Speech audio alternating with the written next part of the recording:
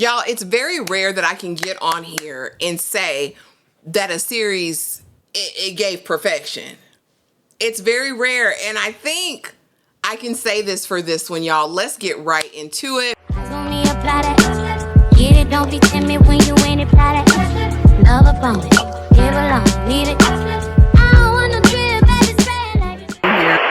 My name is Ashley, and this is My Sweet Perspective, where I give my take on all things TV and movie related, and I am here to put you on, okay? Welcome back to the channel.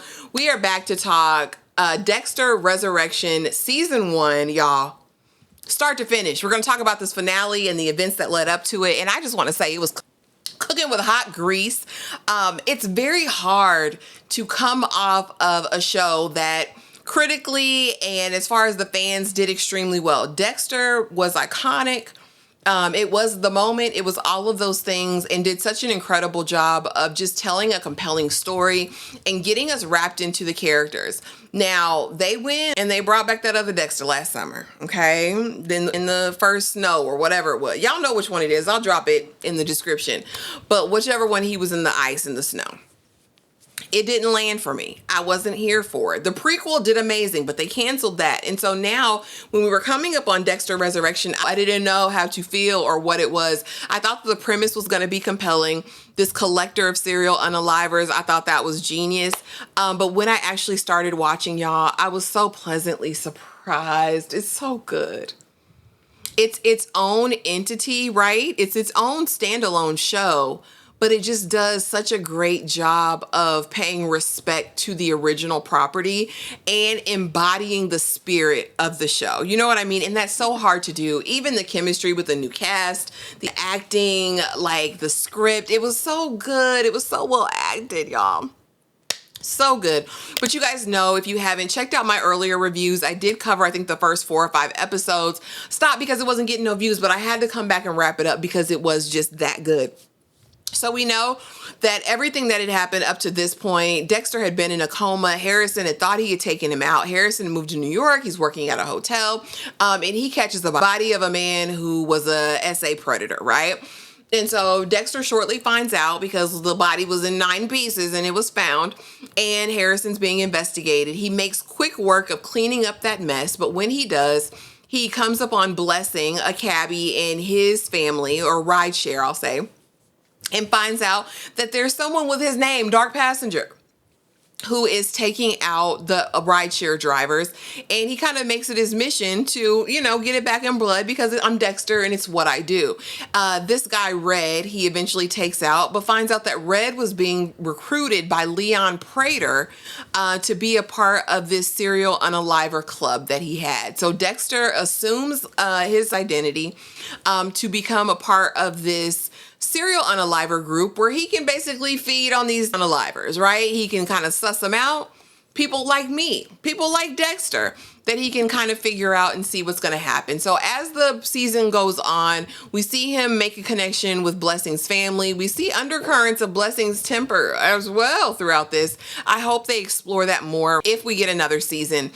We also see Detective Wallace emerge, who was investigating Harrison. Again, Dexter makes quick work of that by pinning the crime on Lady Vengeance, right? Jessica Jones, who ultimately gets taken out. We kind of, you know, clear that up. But there's also this New York Ripper, who is a case she's been investigating for a long time. And while he's dormant, no longer doing unalivings, he is still calling and harassing the victim. So we kind of have this precarious situation where she was always still kind of looking at Harrison. He was still kind of a suspect, but, you know, with everything wrapped up, we don't think they're going to reopen this case.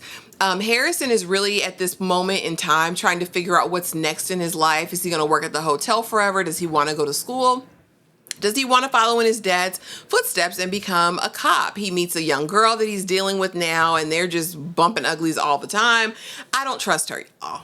They haven't expounded on her at all in this first season, but I'm curious about what the nature of their relationship is going to be going forward.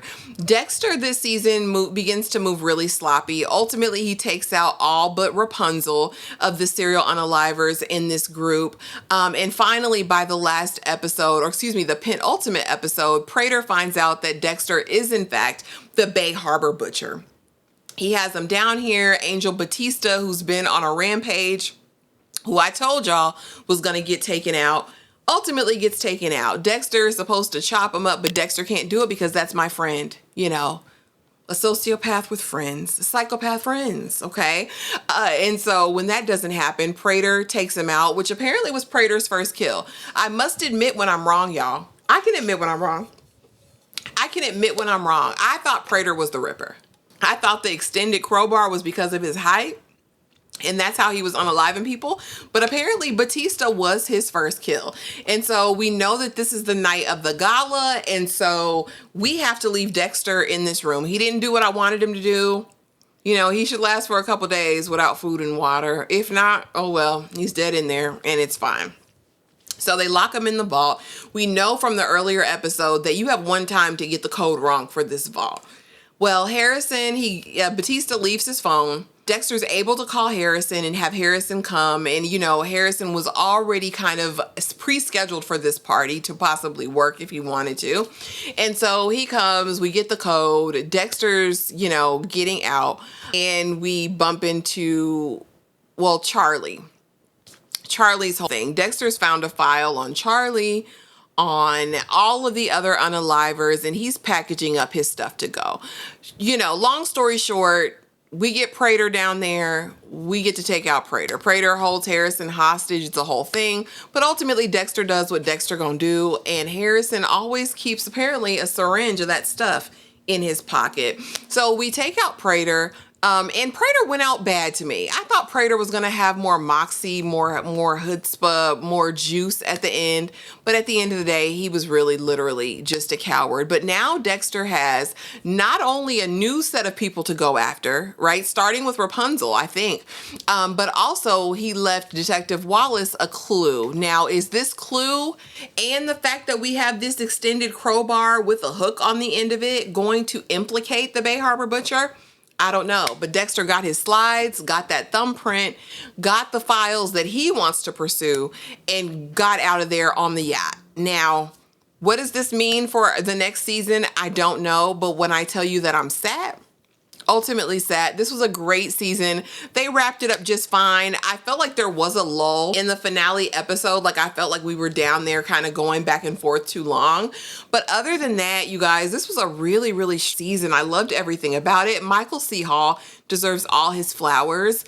The showrunner, the directors, the writers, like everything in this season was amazing. I cannot wait for a season 2. Y'all drop it out. What was your favorite part of the season? Honestly, Harrison grew on me, y'all. Harrison grew on me. Detective Wallace is Saturday Night Fever. I still think she's a killer undercover. Prater was a great villain. I loved that we kind of got these cameos from some really great actors. I do wish we got to spend a little bit more time with them, but I think just with the nature of how short seasons of TV are anymore, and this wasn't even the shortest, it's something we just kind of have to go with. But you guys drop it in the comments. Let me know what your favorite part of the season was. Do you think we're getting season 2? Let me know. But thank you guys so much for watching. Please be sure to like, comment, subscribe, do all of the things, and I will see y'all in the next video. Thanks for watching.